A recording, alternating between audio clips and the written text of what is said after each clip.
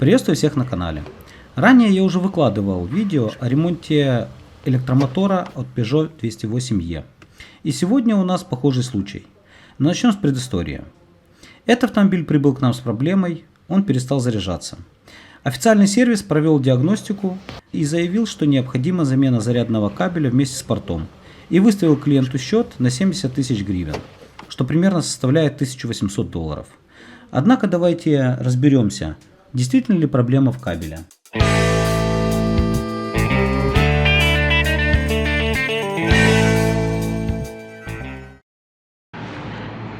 Так, сейчас заодно проверим, заряжается автомобиль или нет, потому что владелец говорит, что она несколько секунд 5 заряжается и перестает. Контакторы включились. Заряд идет. Пробег на автомобиле 46 849 километров.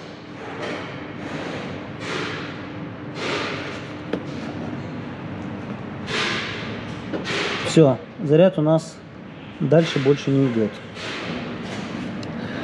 Автомобиль к нам приехал от официалов, и официалы ему сказали, что ремонт заключается в замене провода и стоит в районе 70 тысяч гривен.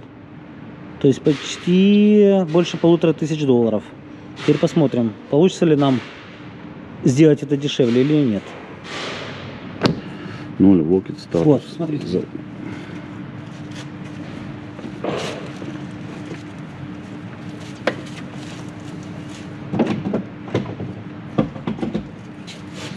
Ничего не поменялось. О, Open. Открылся. Видишь, он пытается закрыть, но ничего не получилось. Пытался открыть, но сейчас открытый остался. Видишь, напряжение. И закрыть. И это на хвиле, это на чем? Нет. Это блокировка порта. А ну еще раз попробуем. Он пытается его, да. Да, видишь, да.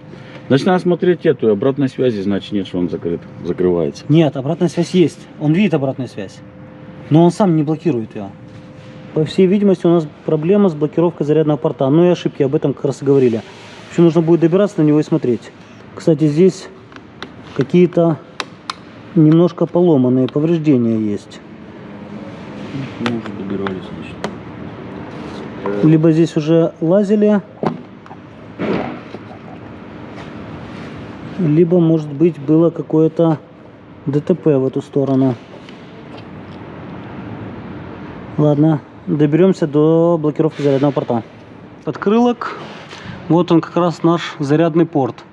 И, видимо, все-таки здесь что-то было, потому что здесь все немножко поломано. Куска не хватает. Ну да, и он вываленный. Так. Ну, в общем, придется его снимать весь и смотреть. Видишь, амплитуда изменилась. Закрыт. Видишь, поменялось. Сейчас давай. Сейчас закрыт. То есть в верхнем переводим вниз.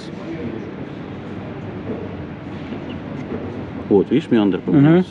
Уровень напряжения поменялся.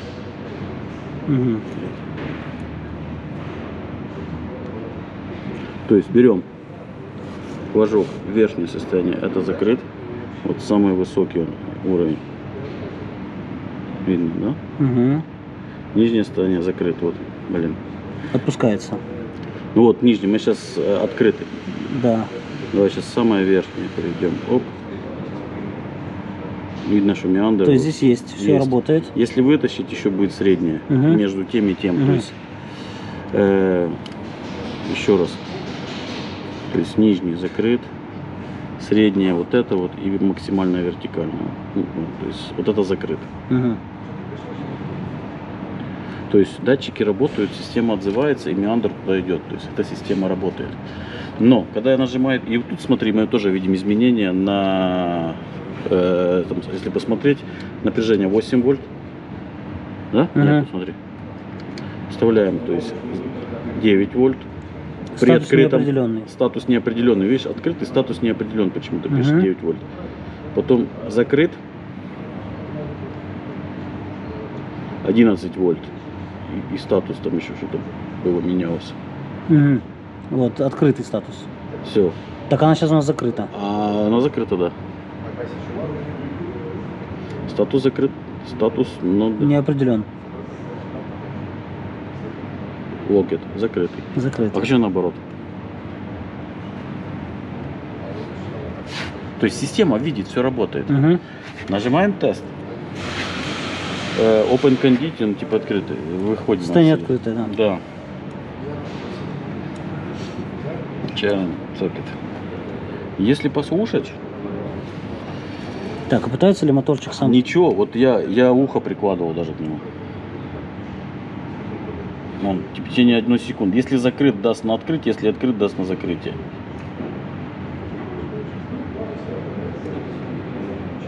Ничего не услышал, да? Мгм. Вот я так несколько раз сделал. Сейчас, вот, окей. 1 секунду, старт.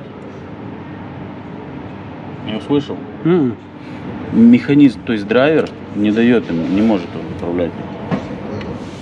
Сюда все приходит, все прозвонено, все звонится, все работает. То есть отсюда есть, все пины, все пробивается. Да. Давай снимай крышку. И обратная связь есть вот система.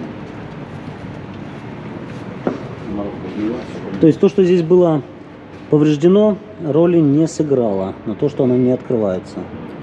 Дальше нам необходимо было понять, у нас не работает сам моторчик или не идет сигнал с чарджера, чтобы понять, куда дальше лезть. Давай. Так, окей, старт. О, зеленый. Блядь, было напряжение, да? Давай еще раз.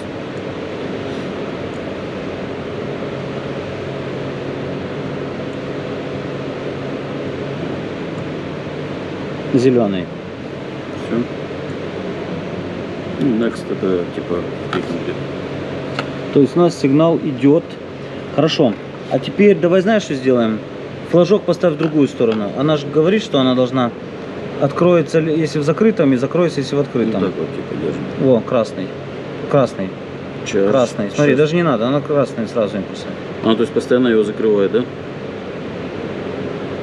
А ну вниз отпусти. А ну давай сейчас. Давай сейчас внизу попробуем. Старт. Ничего не было, да? Ничего не было. Давай тут тогда. О, вот красный. Она Сейчас еще пытается раз. что-то сделать, видишь, красные импульсы идут. Давай еще раз. Потому что у нас там ошибок куча, поэтому. Сейчас еще раз сделаем старт в этом положении. Никого, да? Разобрали моторчик. Серега, расскажи, что с моторчиком было. Ну, я сейчас уже тут немножко его прицепил. Есть проворот. Вот такой вот. То есть коллекторы относительно обмоток. Ага, и сдвигается фаза, из-за этого Да. у нас и большой ток, Возможно, и он вот греется. Поток греется, и нету той мощности двигателя. И уходит токовое ограничение по току наш драйвер. И ты сейчас пытаешься его восстановить. Сейчас пытаюсь, да, все назад поставить, припаять все на место, потому что он шевелится и обмотки отцепляются. Может быть, есть смысл купить китайскую игрушку и снять с него моторчик. Тоже вариант. Это, кстати, самый такой рабочий вариант. Потому что отдельного такого блока пока мы не нашли. И идет жгут проводов в сборе. Силовые вместе с этим блокиратором. В общем-то, и официалы и задефектовали, видимо, этот блочок, но из-за того, что он меняется в сборе, человеку сказали всего лишь за 70 тысяч гривен, чуть больше $1500, купить весь провод. Всего лишь из-за такого моторчика. Естественно, восстанавливать этот мотор никто не будет. И как я уже выше говорил, что на Peugeot отдельно блокиратора не производится. Вернее, не продается. Но такой точно, по крайней мере визуально, есть на Mercedes, Ford и Jaguar. На Mercedes был в наличии у одного из поставщиков за сравнительно небольшие деньги. Мы его заказали, но к нашему разочарованию на данном автомобиле он не заработал. А вот и отличие двух плат. На этой плате идут концевики, а на той у нас шторка. С датчиками. Там электронная, здесь механическая. Так вот, все одинаково, но внутри разное. Да, шестеренки, все одинаково. И в результате закончилось тем, что мы установили просто моторчик. Не получилось сделать заменой блока этого. Вот такой вот мотор. И обездвиживает машину. И тут теперь вопрос, что все-таки надежней? Чистая механика или электроника? Почему отдельно на Mercedes эти блокираторы отдельно продаются, а на Peugeot нет? На Peugeot только в сборе. И вот наш коллектор, который был Оборвана одна всему фаза виной. для начала изначально. Все-таки оборвана одна фаза или сначала провернута, потом оборвана Ну, фаза? провернулся, да, и в момент проворота оборвалась одна фаза, он на двух фазах пытался открывать, закрывать. И так как он не переводился в режим открыть-закрыть, то есть его постоянно импульсами давало ему, контроллер давал закрыть, закрыть, закрыть, закрыть, закрыть. И он так... Мгм. Возможно, еще на предыдущем сервисе, где его смотрели, официалы проверяли и подавали напрямую на него ток. И он долго там, ну, как бы... Работал, грелся? Достаточно 1 минуты, чтобы он там расплавился. По итогу двигатель восстановлен, вернее заменен, и автомобиль у нас заряжается. Вот такой вот был ремонт. И если вам нравится такой контент, то подпишитесь на канал. Обязательно пишите свои комментарии по этому поводу. Будет интересно их почитать.